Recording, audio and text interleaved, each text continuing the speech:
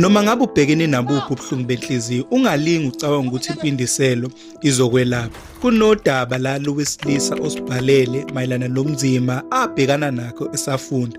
Lo wesilisa ucela ukuba simgcine anonymous. Udabuka ngapha endaweni yaseNewcastle eFalbank. U-Anonymous ukhuluma umntwana obuka ngendlela engajwayelekile, enekhanda elihlukile kanye nobuso obusabusayo. Izingane bezimxwaye ecrash baze bamkhipha ngenxa yesimo sakhe. Ngo-1995 emva kokuthi abantu abamnyama bethola inkululeko, umkhulu ka-Anonymous ukwangena kwezepolitiki eyishoshovu silwa nezimfuneko zomphakathi. Abantu bamthanda kakhulu umkhulu ka-Anonymous ngoba bewusiza emphakathini. Kuthe ngo-1996 umkhulu ka-Anonymous usungula iforum esekelwa ngamaphoyisa ekulwisaneni nezigebengu. Izigebengu eziningi zakuthola kunzima ukuhlupha. Phakathi nawo unyaka ka-1996 umkhulu ka-Anonymous ukwavula ibhutsha esakhiweni esidala asiphiwa umlungu wayemsebenzela uStan Rostov. Kwavuka umona kubangani bakhe bamkhandela uzungu. One day abangani bamkhulu ka-Anonymous ke bahlaselwa ka-Anonymous bashaya umnyango ephuka bangena. Kuthe mabengena endlini bavulela ngenhlamvu kwashona umkhulu abazali baka-Anonymous kanye nezivakashi.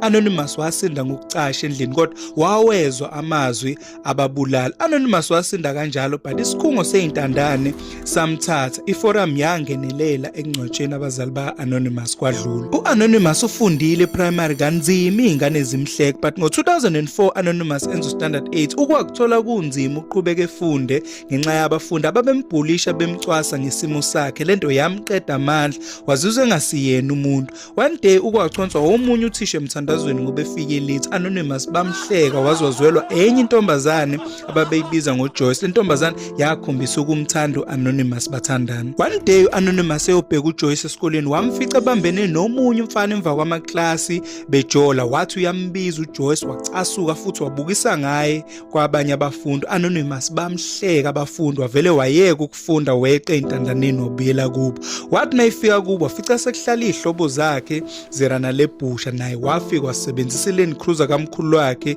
ekuthutheni impahla zabantu. Leli business lamhambela kahle waze waba nemali. Ngo-2006 Anonymous wayibona sekhule ngokwanele wavuka umbhejazane waxosha izihlobo zakhe wacaselwa ukuthi uyazi akekho umuntu amthandayo ngoba ekhandeke kanje. Lezi zihlobo zathatha yonke inyama yawo ibhusha kwasala isakhiwo. Anonymous ukwayicabanga yonke into embi yenzeke empilweni yakhe kusukela kubulawa abazali bakhe wakhala waba nenzondo embi wafuna ukuyibuyiselela kubo bonke abamenza into embi. Anonymous wasungula enye project team eyayibizwa ngeBegging for Mercy lapho khona wayezobulala bonke ababemhlukumeza esikoleni including laba ababulala abazali bakhe. Ukwenza umkhankaso okufuna labantu waze wabathola wavele waqala ngoJoyce lwamkhohlisa enze ngathi uyamthanda esikoleni. Anonymous ukwaheha uJoyce ngemali emthembisa izulu nomhlaba kanti ufuna ukumbulala. Wacela uJoyce ukuthi amvakashele. Kuthe nje intathakusa ade bencokola Anonymous washakaningi uJoyce ekhanda ngesando washona. Anonymous wamgqibela egcekeni uJoyce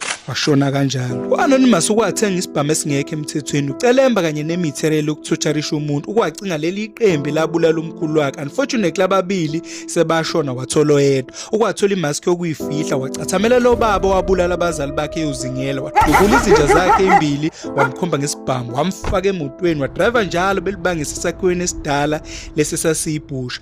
Wafika wambopha lo baba wamgqonqa onke amalungu omzimba ngesandla. Uthe semkhiphe ngisho amehlo wamdubula wamqoba wamfaka emphongolweni wamncibikalisa ngeacid wavala umphongolo wawushiya kanjalo. U-Anonymous wenza okufanayo nakulabo ababe-5 ababemhlukumeza esikoleni wabazingela kwangathi badukile kanti ubagcina ebhusha endala nabo wabakhomba ngesibhamu wababopha futhi wabagqonqa ngesandla. Ngesikhathi abahlukumeza kwakumjabulisa ukubezwa bekhala bexoliswa eze baqophe ngetape recorder kuze ezobalalela njalo mayiselala futhi wayezizwa engcono. Bonke waphetha ngokubabulala bafaka emphongolweni wabancibikalisa ngeacid. Ngo-2007 Anonymous ukwayinikele emaphoyiseni nale tape record ezofakazi. Watshela amaphoyisa ukuthi awahambe eyovula kule bhusha endala abheke nasemphongolweni azothola abangani bakhe bakudala. Amaphoyisa afica indawo eyigumbi ivaliwe afica nemphongolo eyayinezicubu zabantu. Amaphoyisa ambopha u-Anonymous wagwetsha odilika jele abawu7 ngenxa yokuthi iminyaka yodilika jele yayihambisana. Anonymous wathola i-appeal wahlala iminyaka ewu20 ejele. This year June Anonymous uphumile ejele and uyimisele ngokulungisa impilo yakhe engabe sabheka emuva. Njengamanje akasenendaba ukuthi abantu bathini ngobubi bakhe, usekhulile and uyaqonda ukuthi akayidalanga wadala uNkulunkulu. Anonymous akhathele ukuthenga amahosha mayishela amantombazana awamqomi ayabaleka, ucela noma ngabe yiphi intokazi ezomthanda ngokuyiqiniso ingakunaki ukukhandeka kwakhe. Intombazane nali ibhungu ningashiya inamba zenu eqonye umlisa. Ngiyacela niqhubeni like and subscribe, phinde futhi ni share, ni comment. Ngiyabonga.